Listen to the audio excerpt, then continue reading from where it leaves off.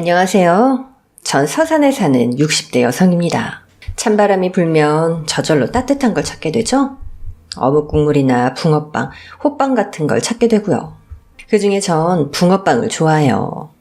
좋아해도 지금 제 입맛엔 너무 달아서 하나 이상은 못 먹지만요.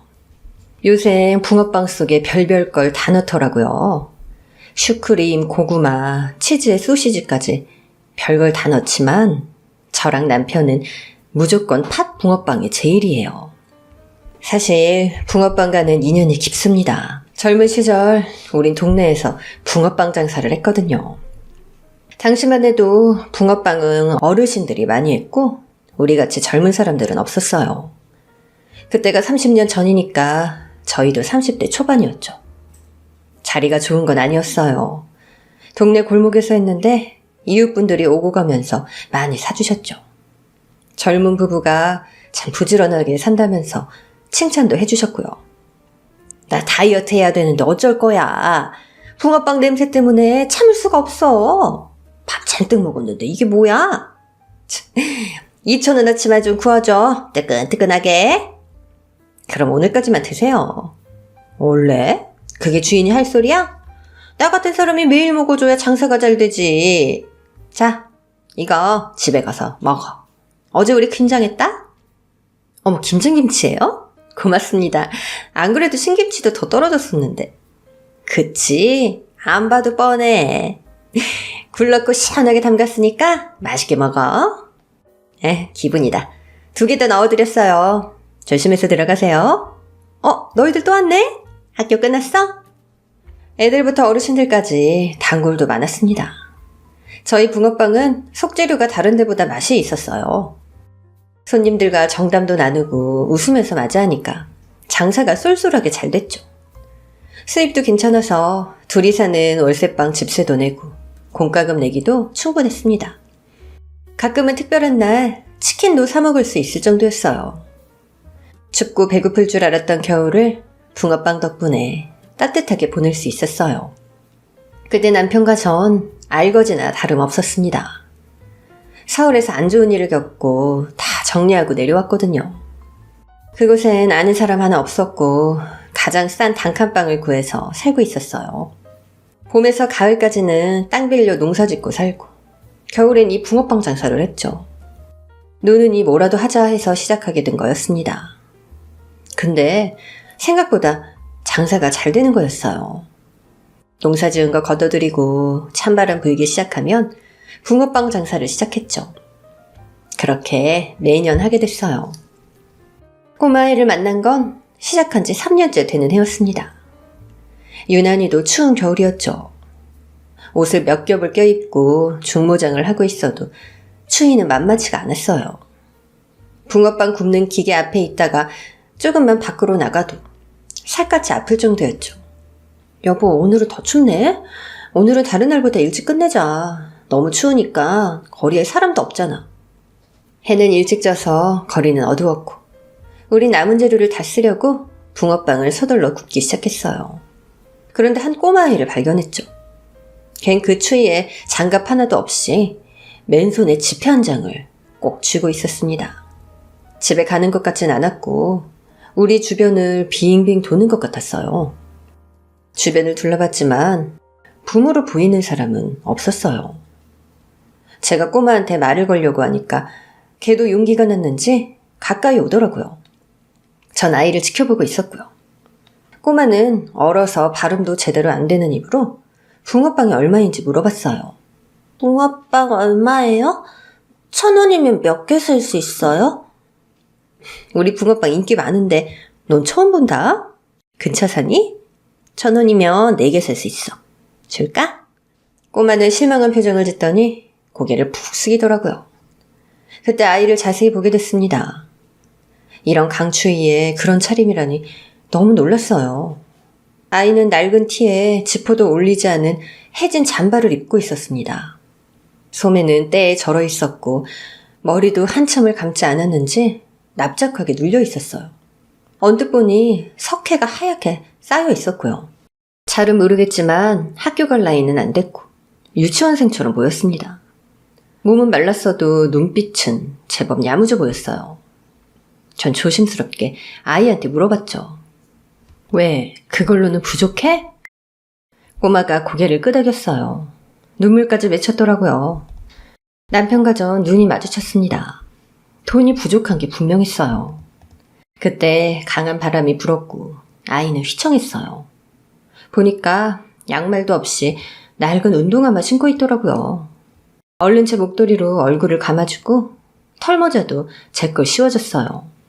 추울 때 덮으려고 가져온 담요도 갖고 나와서 어깨에 덮어줬습니다. 꼬마야, 돈 얼마 있는데? 손에 쥐고 있는 거 그게 다야? 네, 1,000원 있어요. 그렇구나. 그거면 됐어.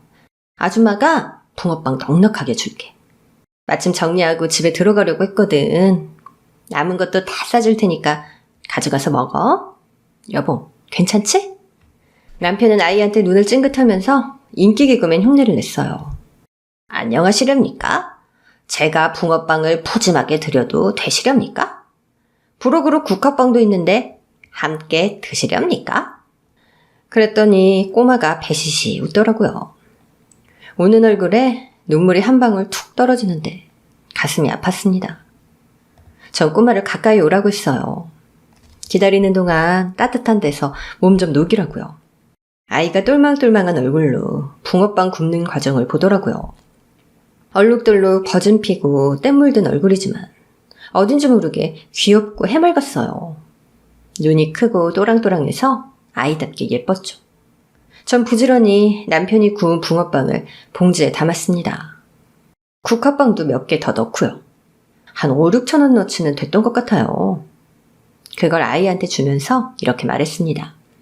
꼬마야, 다음에 또 붕어빵 먹고 싶으면 1,000원이든 500원이든 괜찮으니까 여기로 와. 얼마든지 구워줄게. 우리도 너무 추워서 들어가려고 했거든? 남은 반죽 어떻게 하나 했는데 네 덕분에 고민 해결이다. 그리고 다음에 나올 땐 꼭 따뜻하게 하고 나와야 돼. 꼬마는 붕어빵 2봉지에 눈이 커다래지더라고요. 제가 식기 전에 가서 먹으라고 하니까 그제야 정신이 드는 것 같았어요. 고맙습니다. 정말 고맙습니다. 붕어빵이 정말 따뜻해요. 제 손이랑 몸이 아까는 시렸는데 지금은 너무 따뜻해요. 감사합니다. 안녕히 계세요. 아이는 밝아진 얼굴로 뒷골목으로 막 달려가더라고요. 그 방향은 산이 있는 쪽이었어요. 저흰 아이의 뒷모습을 오래도록 보았습니다. 우리 부부는 말없이 장사를 정리했어요. 아이의 망설이던 눈빛, 꼬깃한 1,000원짜리 지폐, 허름한 차림새가 자꾸 떠올랐죠. 길에는 한방눈이 떨어져 쌓이고 있었습니다. 꼬마의 감사합니다, 고맙습니다는 인사가 귓가에 맴돌았어요. 그 뒤 아이는 드문드문 찾아왔어요. 붕어빵 매일이라도 줄 수 있었는데 아이는 자주 찾아오진 않았습니다. 대신 어떤 날은 1,000원, 어떤 날은 500원, 다른 날은 300원. 이렇게 들고 망설이며 찾아왔어요. 사람이 있을 땐 피하는 것 같았죠. 어린 게 이것저것 눈치 보는 것 같아서 그것도 마음이 쓰렸어요. 저와 남편은 꼬마에게 늘 붕어빵을 한가득 구워줬습니다. 한 번은 아이한테 물어봤어요. 지난번 붕어빵 안 부족했어? 아이는 수줍게 고개를 저었어요. 다행이다 싶었죠. 고나이 때 아이들은 묻지 않아도 쫑알쫑알 얘기도 잘하던데 얜 달랐어요. 늘 혼자 오는 것도 마음에 걸렸고요. 전 단골 손님에게 혹시 이런 꼬마를 아냐고 물어봤습니다. 그랬더니 아무도 모른다는 거였어요. 또래 아이를 둔 엄마들도 마찬가지였고요. 딱 한 사람, 단골 아줌마한테 이런 이야기를 들었습니다. 저기 산 밑에 허물어진 폐가들 많잖아. 거기 지난 초가을부터 누가 산다는 소문을 들었어. 근데 소문만 무성하지 사람이 드나드는 건 안 보여. 게다가 그 집들 귀신 나온다는 소문까지 있잖아. 행여 새댁도 거기 가볼 생각 하지 마. 귀신 들린 집에 함부로 가면 재수 옴부터. 그분 외에 꼬마의 정체를 아는 사람은 아무도 없었어요. 어느 날 저희 부부는 시장에 갔어요. 장을 보다가 빨간 털실을 몇 개 샀습니다. 괜찮다는데도 꼬마는 제 털모자랑 목도리를 기어코 돌려줬어요. 아이가 춥게 다니는 게 안쓰러워서 모자와 목도리를 떠주고 싶었죠. 근데 그 뒤로 자주 오던 아이가 안 보이기 시작했습니다. 여보, 꼬마가 안 오네. 그러게, 무슨 일 있나? 걱정되네. 전 아이가 오던 시간이면 목을 빼고 산거리를 내다봤어요. 시골의 밤은 더 춥고 어두웠죠. 포기하고 장사를 접으려고 할 때 저 멀리 가로등 밑에서 꼬마가 오는 게 보였어요. 이번엔 겉옷도 안 입고 슬리퍼만 신은 채였죠. 전 한달음에 달려나가 아이에게 담요를 씌워줬습니다. 왜 옷도 안 입고 왔냐고 혼을 냈는데 아이가 소리도 안 내고 울더라고요. 그러면서 저한테 500원을 내밀었어요. 얼마나 손에 꼭 쥐고 있었는지 동전은 반질반질 따뜻했습니다. 붕어빵 좀 주세요. 엄마가 많이 아파요. 아빠가 막 화내요.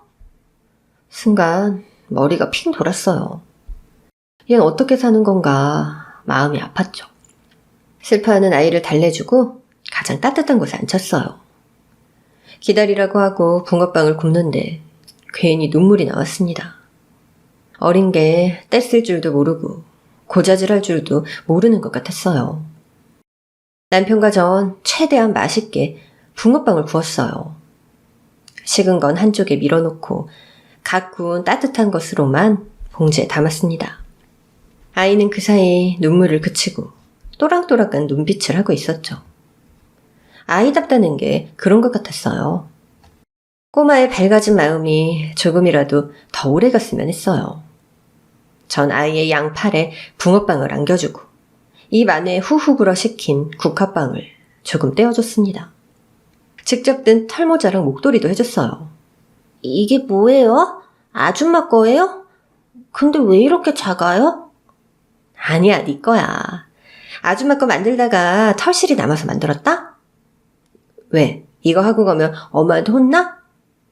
아니요. 우리 엄마는 아파서 말 못해요. 아무도 안 혼내요. 근데 모자는 누나 줘도 돼요? 누나가 있어? 꼬마는 고개를 끄덕이며 배시시 웃더라고요. 꾀지지한 얼굴에 미소를 띠니까 장난기 어린 얼굴이 보였어요. 전 아이한테 눈치 보지 말고 매일 오라고 했어요. 매일 너 줄 건 남겨둘 거니까 꼭 오라고 했죠. 데려다 준다니까 절대 안 된다고 하더라고요. 이유는 몰랐지만 알겠다고, 대신 조심해서 가야 한다고 약속을 받고 보내줬어요. 그날 남편과 손을 꼭 잡고 집에 돌아갔죠. 둘 다 말이 없었습니다. 엄마 집에 한번 가볼까? 아, 신경 쓰이네. 당신도 그렇지? 하늘에 뜬 커다란 별이 꼭 아이의 눈동자 같았습니다. 남편과 전 어린 시절이 생각나서 한동안 말이 없었어요. 잠이 오지 않더라고요. 전 종이랑 색연필을 꺼내서 별과 달을, 그리고 꼬마의 모습을 그렸습니다. 중학교 때까지 제 꿈은 동화 작가였어요. 예쁜 그림과 따뜻한 글을 쓰고 싶었죠. 꿈을 이루지 못했지만 종합장이랑 색연필을 사서 가끔 동화를 만들어 보곤 했어요. 곧 다가올 성탄절에 꼭 이걸 선물로 주고 싶었죠. 캄캄한 밤에도 밝은 달과 별이 세상을 비추는 것처럼 희망은 있다고 꼬마에게 알려주고 싶었어요. 무엇보다 아이의 눈이 참 크고 예뻐서 꼬마 눈동자도 그렸어요. 그 뒤 아이는 전보다 자주 찾아왔어요. 안심이 됐죠. 그러다 또 한동안 안 오면 걱정이 됐고요. 꼬마가 다시 찾아온 날은 성탄절이었습니다. 전날 눈이 많이 와서 땅은 질퍽거렸고 군데군데 얼어 있었죠. 꼬마는 제가 떠준 목도리와 털모자도 없이 반팔 차림으로 왔어요. 그날따라 아이는 울음을 그치지 못했습니다. 서러운 일이 있었는지 유난히 겁먹은 얼굴이었어요. 전 서툴지만 아이를 달랬죠. 간신히 울음을 그친 꼬마는 제가 준 선물을 보고 눈이 커졌어요. 산타 할아버지 아직 안 오셨겠지? 대신 아줌마한테 주고 가셨어. 집을 못 찾으시겠대. 산타 없어요. 형이 그랬는데. 그랬어? 사실 아줌마가 산타 대신하려고. 이거 가져가서 집에서 놀아. 전 색연필과 크레파스, 스케치북을 예쁜 종이 가방에 담아줬습니다. 또 제가 그린 동화도 돌돌 말아 껴줬어요. 추워하는 아이에게 옷이라도 한 벌 사주고 싶었지만 이미 밤이었고 문을 연 가게도 없었습니다. 남편은 아이한테 자기의 커다란 옷을 벗어줬어요. 작은 아이한테 남편의 큰 옷을 입히니 더 작아 보였죠. 꼬마는 200원밖에 없다며 동전을 내밀었어요. 미안한 눈치였죠. 우린 100원만 받겠다고 했지만 똘똘했던 아이는 안 된다고 꼭 200원을 내고 싶다고 했어요. 그래서 저흰 100원씩 받아서 주머니에 넣었습니다. 터덜터덜 집으로 돌아가는 아이를 보면서 눈물을 삼켰어요. 제가 데려다 주겠다고 했지만 아이는 다시 울기 시작했죠.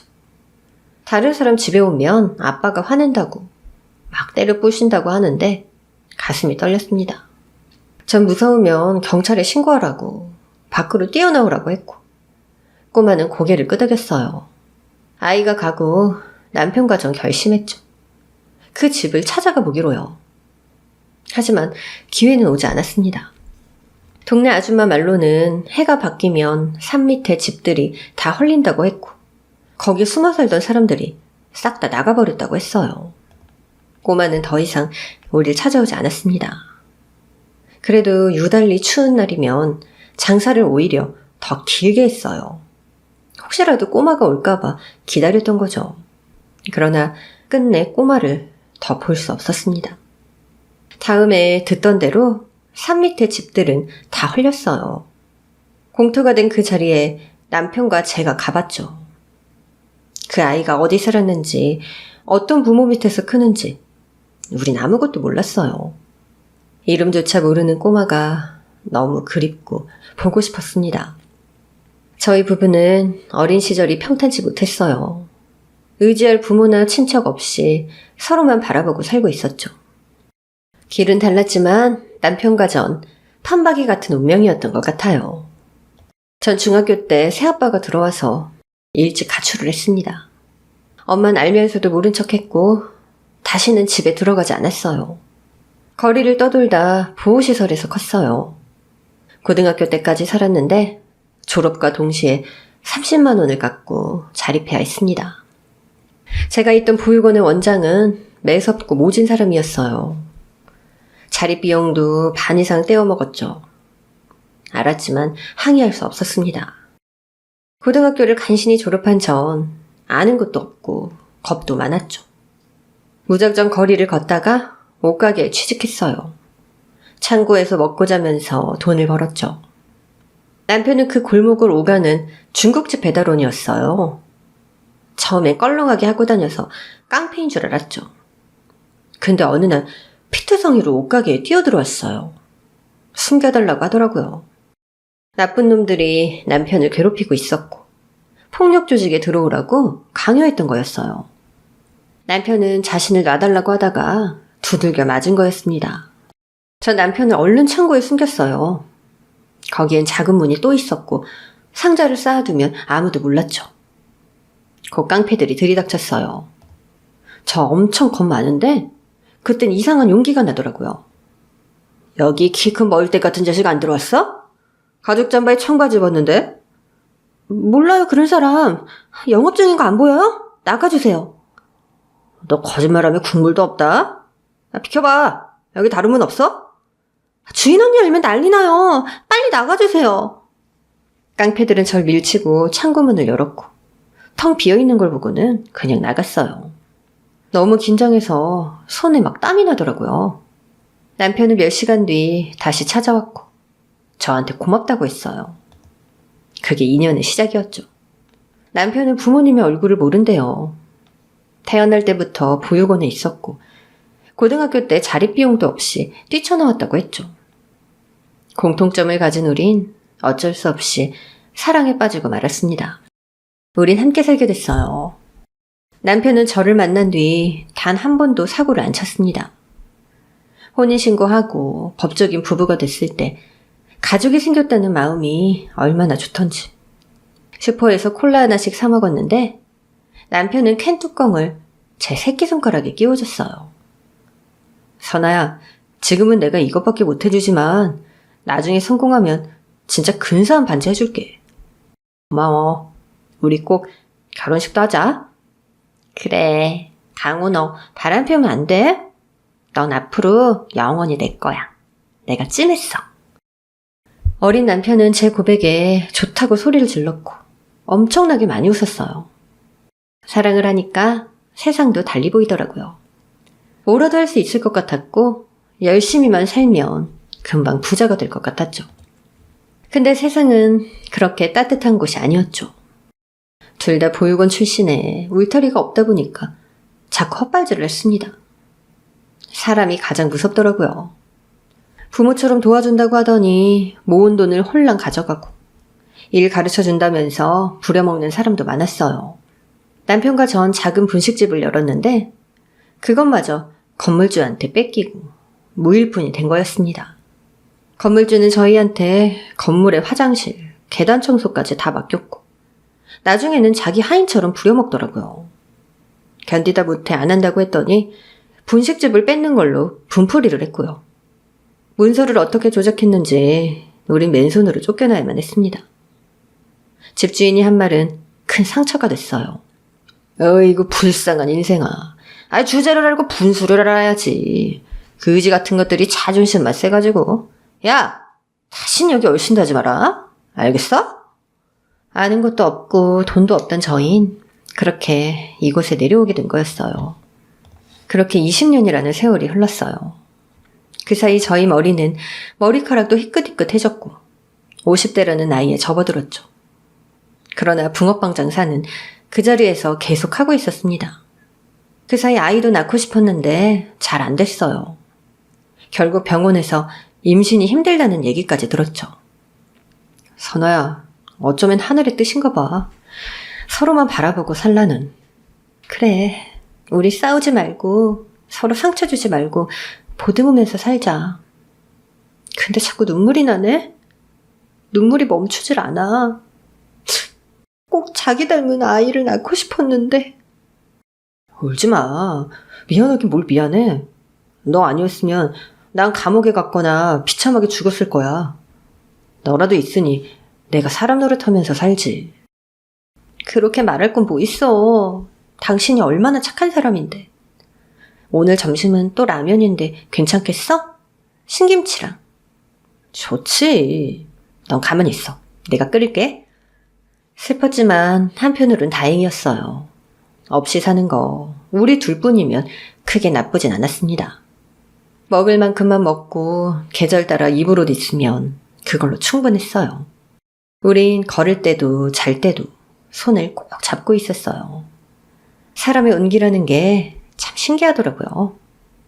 그 자체로 위로가 되니까요. 남편이나 저나 서로가 있어서 참 다행이었습니다. 해마다 찾아오는 겨울, 우린 늘 꼬마를 기다렸지만 다시는 그 꼬마를 볼 수 없었어요. 산 밑에 허름한 폐가들은 다 헐렸고 흉가에 산다던 사람들의 이야기도 더는 들을 수 없었죠. 어디에 있든 잘 지냈으면 하는 마음이었고 다시 찾아오면 옛날처럼 따뜻한 붕어빵을 잔뜩 안겨줄 생각이었어요. 여보, 그 꿈은 많이 컸겠지? 어떻게 자랐는지 궁금하다. 잘 먹고 다니나? 건강하기만 했으면 좋겠다. 어린 게 똘똘해 보이던데. 어서오세요. 붕어빵 몇 개 드릴까요? 야, 너 되게 똑똑하게 생겼다. 몇 살이야? 꼬마 또래의 아이가 오면 남편은 꼭 몇 살이냐고 물어봤죠. 남편이 왜 그러는지 전 알 것 같았어요. 우리 부부는 겨울엔 늘 붕어빵을 팔았고 농사를 짓는 일도 익숙해져서 허리 좀 펴나 싶었습니다. 늘 남의 땅을 빌려 농사를 짓다 우리 땅을 사고 싶었죠. 남는 것도 별로 없었고 땅값은 천정부지로 솟고 있었어요. 돈이 충분하진 않았지만 하루라도 빨리 땅을 사두는 게 좋을 것 같았습니다. 그 사이 저희는 옆 동네로 이사했고 있는 돈 없는 돈 탈탈 모아 부동산 업자를 소개받았어요. 여러 곳을 보다가 결국 작은 땅을 사게 됐고 정말 너무 기뻤죠. 생애 처음 산 땅이었고 남편과 전 희망에 부풀었어요. 날마다 그 땅을 보러 갔습니다. 어디에 언제 뭘 심을지. 그동안의 농사 경험 살려서 계획도 많이 세웠어요.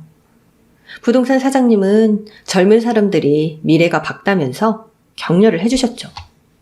이사 간 지 얼마 안 돼서 좋은 분을 만난 것 같아 저희도 정말 기뻤습니다.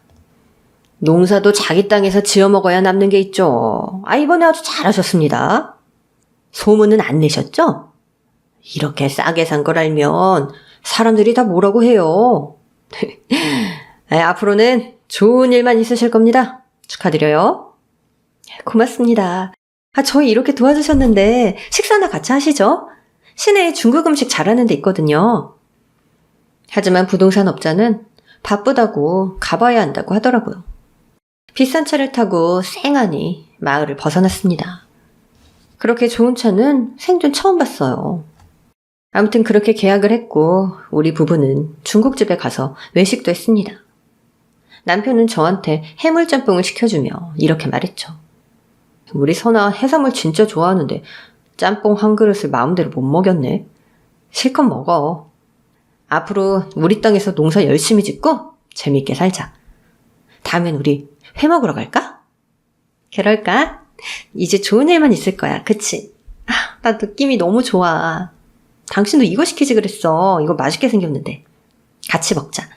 당신도 짬뽕 좋아하잖아. 난 간짜장이면 됐네요. 특별한 날이라 그냥 짜장면 대신 간짜장 시켰다고. 짬뽕은 우리 이쁜 아내가 다 드세요. 난 됐으니까. 탕수육도 먹을까? 왜? 이거면 됐지. 탕수육은 당신 생일날이나 먹자. 껴야지. 종자랑 씨앗도 사야 하고. 돈 들어갈 데가 얼마나 많은데.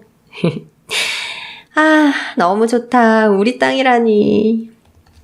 남편은 짬뽕 불겠다고 얼른 먹으라고 했죠. 그때까지만 해도 몰랐어요. 알고 보니 우리 부부는 기획 부동산 업자한테 사기를 당한 거였습니다. 남편은 큰 충격을 받았고 저 역시 마찬가지였죠. 이건 알짜배기 땅이라고 아무한테도 말하면 안 되는 정보라고 그렇게 강조를 하더니 알고 보니 사기라서 입막음을 시켰던 거였죠. 너무 억울한 마음에 처음으로 변호사며 도청이며 찾아가 봤지만 할 수 있는 건 없었어요. 우리 땅인 줄 알고 매일 가서 봤던 땅은 주인이 따로 있었고 다시 남편과 전 무일푼이 됐죠. 기가 막혔어요. 몇 날 며칠을 울고 식음을 전폐하기까지 했죠. 남편도 끊었던 술을 마시더니 이틀을 산에 올라가서 안 내려오더라고요. 얼마나 마음을 졸였는지 모릅니다. 까칠한 얼굴로 나타난 남편을 보고 전 붙잡고 엉엉 울었어요. 당신까지 없어져 버리면 어떻게 하냐고 원망하니까 남편도 울더라고요. 남편으로서 면목 없다고 자꾸 이런 일만 생겨 미안하다는데 정신이 번쩍 들었어요. 우리 다시 붕어빵 장사 나가자. 찬바람 불기 시작했잖아. 죽으라는 법 없다고. 다시 붕어빵 장사해서 쌀도 사고 라면도 사자. 오늘까지만 괴로워하고 털어버리자. 미안해 선아야. 나같이 못난 놈 만나서 고생만 시킨다. 내가 뭘 좀 알았더라면 많이 배운 놈이라면 이런 일 없었을 텐데. 나 정말 억울해서 못 살겠어. 그 돈만 생각하면 미칠 것 같아. 그런 말 하지 마. 우리 다시 일어서자. 여기 올 때 잊었어? 그때도 우리 아무것도 없었잖아. 당신이랑 나 아픈 데 없잖아. 건강하니까 기회는 또 올 거야. 여보, 나쁜 생각 하지 마. 우리 할 수 있는 것부터 하자. 붕어빵 재료를 매년 떼어오는 데가 있었어요. 전 눈물을 삼키고 그 업자와 약속을 잡았죠. 재료를 가지러 가기로 한 날 아침부터 남편의 상태가 영 이상했어요. 남편은 눈이 워낙 좋아서 저한테 오만 걸 읽어주곤 했는데 갑자기 앞이 침침하다고 하는 거였습니다. 앞이 침침해? 당신 눈이 많이 나빠졌나?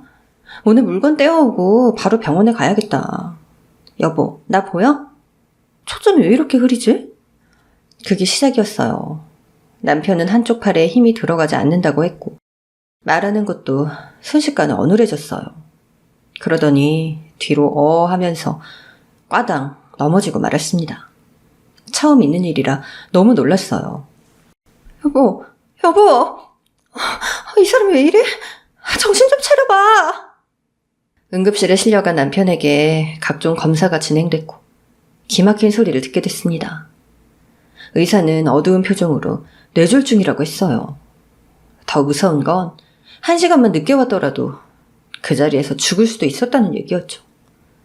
전 오열했어요. 남편이 너무 불쌍했고 앞일이 걱정이었죠. 중요한 건 바로 수술을 들어가야 하는데 수술비가 없었습니다. 앞이 캄캄한 상황이었어요.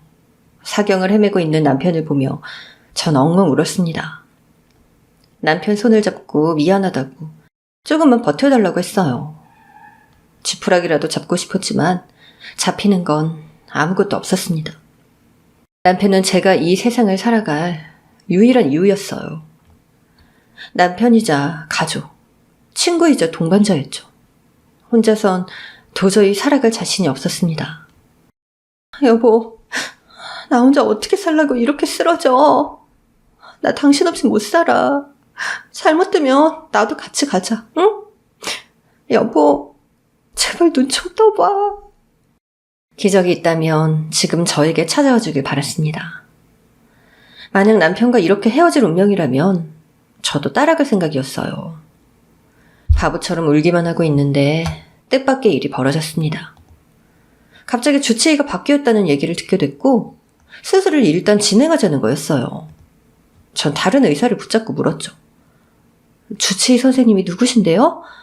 저희 남편 수술 받을 수 있어요? 정말로 해주신대요? 그분 한번 만나볼 수 있을까요? 지금 환자분 수술이 일단 급하고요. 주치의 선생님이 어렵게 결정하신 거예요. 사람 살리는 게 먼저라고 하셨습니다. 만나보긴 힘드세요. 지금 좀 바쁘셔서요. 수술방에서 남편분 집도하실 겁니다. 무척이나 실력이 있는 분이라고 하더라고요. 남편은 극적으로 살아나게 됐어요. 수술이 성공적으로 끝났다고 하더라고요. 전 소식을 듣고 그 자리에 주저앉고 말았어요. 그것만으로도 너무 기쁜데 상상하지 못했던 일은 또 일어났죠. 병실도 따로 요청하지 않았는데 1인실이 배정됐어요. 당연히 6인실로 갈 줄 알았는데 중환자실에서 나온 남편은 1인실로 가게 됐습니다. 어떻게 된 거냐고 물어도 속 시원하게 대답해주는 사람이 없었어요. 크고 널찍한 1인실에는 화장실까지 딸려 있었죠. 커다란 과일 바구니까지 누가 갖다 주더라고요. 너무 이상한 일이었어요. 특별한 대우를 받는 것 같았죠. 남편은 편하게 휴식을 취하며 집중 치료를 받을 수 있게 됐어요. 전 툭하며 간호사 선생님을 붙잡고 물었습니다. 이게 어떻게 된 일이에요? 우리 1인실 한 번도 안 써봤고 따로 요청한 적도 없는데요. 1인실 비싸지 않나요? 그리고 과일 바구니도 잘못 온 것 같아요. 아니요, 간 게 맞고요. 수술비는 걱정하지 마시라고 주치의 선생님께서 말씀하셨어요. 지금은 너무 바쁘셔서 만나지 못하실 거예요. 1인실도 주치의 선생님 지시고요. 일단 남편분 잘 치료받고 계시면 될 것 같아요. 보호자 식사도 다 신청됐고요. 이상하게 한두 가지가 아니었어요. 일단 남편의 회복이 급했기 때문에 어리둥절하지만 기다려보기로 했죠. 남편의 주치의 선생님은 쉽게 만날 수 없었어요. 혜진도 그분은 언제 도시는 건지 알 수가 없었죠. 다들 하는 말은 담당 선생님이 너무 바쁘시다. 그 얘기뿐이었어요. 남편은 치료도 받고 재활운동도 하면서 천천히 회복이 되어갔습니다. 그리고 기쁜 소식을 듣게 됐어요. 드디어 주치의 선생님을 만나볼 수 있다는 얘기였죠. 전 어떻게 고마움을 표현해야 하나 고민에 빠졌어요. 여보, 당신 수술시켜주고 이렇게 좋은 병실 잡아준 의사 선생님이 지금 오고 있대. 얼마나 고마워. 하마터면 당신 수술도 못할 뻔했는데. 생명의 은인이잖아, 그치? 정말 신세진 걸 어떻게 갚아야 할지 모르겠어. 간호사 말대로 그날 오후 의사 선생님이 병실에 들어오셨어요. 다른 의사 선생님 없이 혼자서 병실에 오셨는데 너무 감사하고 송구한 마음에 얼굴도 제대로 못 보겠더라고요. 전 허리를 굽히고 연신 고맙다고 인사를 했습니다. 정말 감사합니다. 고맙습니다, 선생님. 제 남편 수술 잘해주셔서 살아났어요. 1인실도 배정해주시고 이 은혜를 정말 어떻게 다 갚죠? 고맙다는 말로도 부족한 것 같아요. 남편 덕분에 너무 잘 회복하고 있습니다. 네, 다행입니다. 인사 끝에 고개를 들었고 의사 선생님을 보게 됐죠. 그분은 얼추 30, 40대로 보이는 남자분이었어요. 지적인 인상에 품성도 넉넉하고 좋아 보이셨죠. 제가 미소를 짓는데 그 의사 선생님이 갑자기 눈물을 흘리시는 거였어요. 몇 방울 떨어지는 정도가 아니고 엉엉 소리를 내서 우시더라고요. 전 너무 당황했어요. 개인적으로 안 좋은 일이 있으신가 싶어 우리 선생님 왜 그러시냐 다독여드렸죠. 어깨를 들썩이며 우는 의사 선생님은 덩치만 컸지 꼭 아이 같았습니다. 선생님 무슨 안 좋은 일 있으셨어요? 아휴, 살다 보면 정말 별일 다 있는데 저희 같은 사람도 사는데 의사 선생님 힘내세요. 이렇게 훌륭한 일을 하시는 분인데 결국은 다 잘 풀릴 거예요. 제가 위로를 했더니 그 주치의는 간신히 눈물을 닦으며 절 보더라고요. 그러더니 울먹 있는 목소리로 물어보는 거였죠. 저 혹시 기억 못 하시겠어요? 네? 절 아세요? 전 깜짝 놀라서 주치의를 쳐다봤지만 전혀 아는 얼굴이 아니었어요.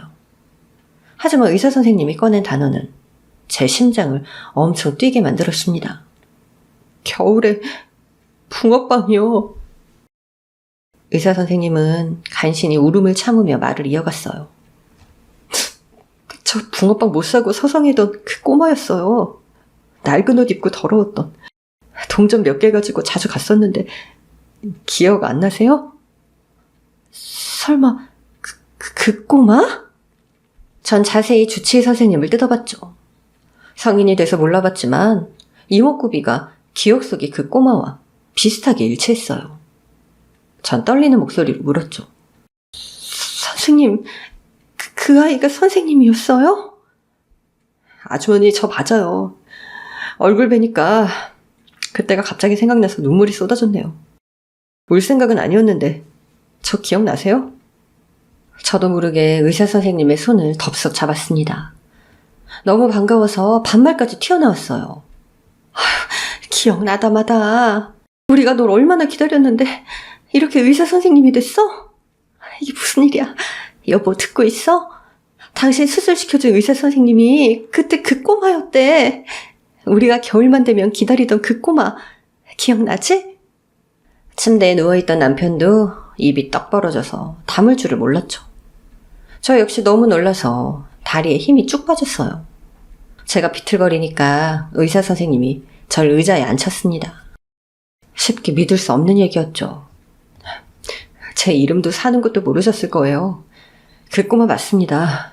두 분이 구워주신 붕어빵 맛 아직도 기억이 나요. 이렇게 뵙게 되다니 저도 믿을 수가 없네요. 전 눈물을 흘리며 가운에 새겨진 이름을 봤어요. 김성진이라는 세 글자가 보였죠. 한동안 모두 말을 잇지 못하고 눈물을 흘렸어요. 꼬마는 어엿하게 자라 의사가 됐고 남편과 저를 알아보곤 자신이 주치의를 맡겠다고 했던 거였습니다. 그뿐 아니라 수술비와 병실비, 추후에 들어갈 치료비까지 모두 부담하겠다고 하는 거였어요. 아무 걱정 마시고 잘 회복할 생각만 하세요. 아주머니도 잘 드시고 기운 차리시고요. 돈 걱정은 절대로 하지 마세요. 제가 다 부담합니다. 어떻게 그래. 시간을 주면 내가 방법을 찾아서 다 갚을게. 그래서 그랬구나. 이 모든 게 성진이 네 덕분이었어. 지금 6인실로 옮겨도 우리 정말 괜찮아. 지금까지도 큰 호사 누렸고 너무 감사할 뿐이야. 나중에 들어갈 치료비까지 다 내준다니 그걸 우리가 어떻게 받아. 그렇게 하지 마. 지금까지 받은 걸로도 차고 넘쳐. 의사가 된 성진이는 한사코 저를 말렸어요. 꼭 자기가 그렇게 하고 싶다면서 절대로 거절하지 마시라고 몇 번을 그러는 거였습니다. 안 그러면 화낼 거라고 단호하게 말하더라고요. 어렸을 때 저한테 베푸신 친절 아니었으면 전 이 자리에 못 있어요. 제가 하고 싶어 하는 거니까 꼭 받아주세요. 이렇게라도 은혜를 갚을 수 있어서 얼마나 좋은지 몰라요. 제 평생 소원이었는데 안 받으실 거예요? 가슴이 뭉클했어요.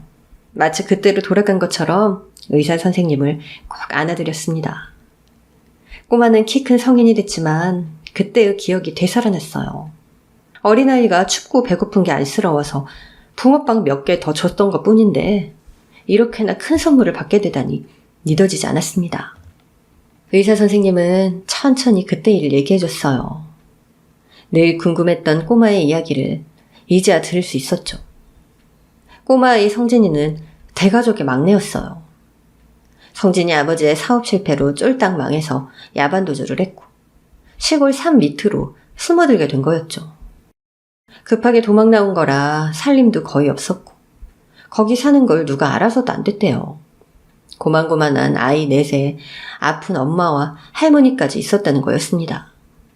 없는 돈에 아버지란 사람은 늘 소주를 옆에 끼고 살았대요. 밥 3끼는 호사였고 2끼나 제대로 챙겨 먹으면 다행일 정도였다고 하죠. 처음 폐가에 왔을 때 누가 도와주려고 했는데 겁을 먹은 성진이 아버지가 행패를 부려서 근처에도 못 오게 했대요. 꼬마였던 성진이도 무서워서 밖에도 못 나가고 집에서만 지냈다는 이야기였죠. 당연히 그 집 식구들은 굶는 날이 더 많았대요. 쌀도 간당간당한 상황인데 겨울이 되니까 사람들이 지나가면 그렇게 붕어빵 냄새가 풍기더래요.